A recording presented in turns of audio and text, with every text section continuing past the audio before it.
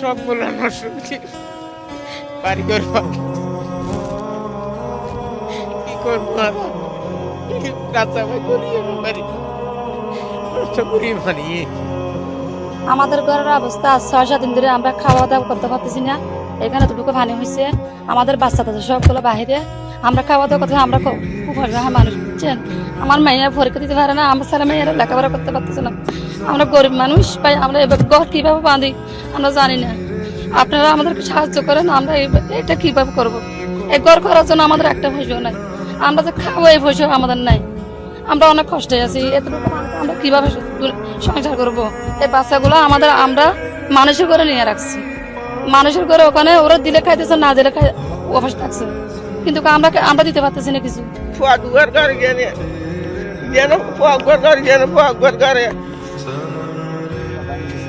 ভাঙি গেছে আর দূরে দূরে পানি টাইনে মানুষের বাড়িয়ে বাড়িয়ে চাই দি না, খানা টানা কিছু নাই।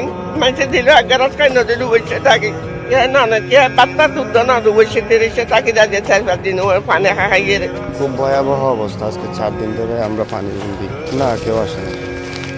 আজকে 4 দিন ধরে একটু খাবার নিয়ে যাচ্ছি। আজকে 4 দিন পরে কোনো রান্না বান্না করতে পারবে নাই। এই দোকান থেকে নাস্তাগুলো নিয়ে কাছে আসি। এখন পর্যন্ত কোথাও কোনো সহযোগিতা আসে না।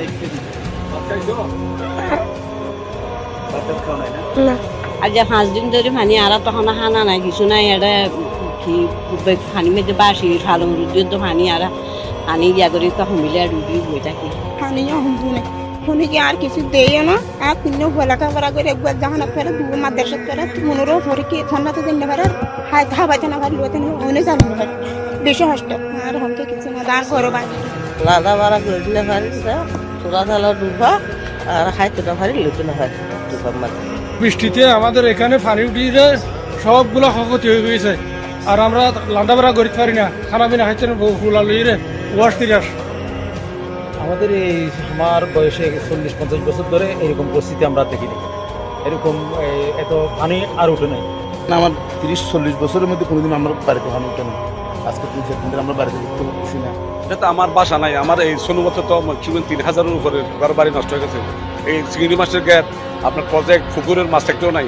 এখনো পর্যন্ত মানুষের হাহাকার করতেছে। মাছ 2 লাখ ট্যাঙ্ক দিয়ে এলাম, 2-3 লাখ ট্যাঙ্ক বড় বড় পুকুরের মধ্যে একটাও নেই, ঘর বাড়িও নেই। ঘর বাড়িও ভাঙে গেছে, পানির কেল বেড়াবার। অনেক মাছ শ্বাস করছি, এখন মাছ শ্বাসটা সব ডুবিয়ে চলে গেছে। এখন আমার থেকে কিছু করার কিছু নেই। আমার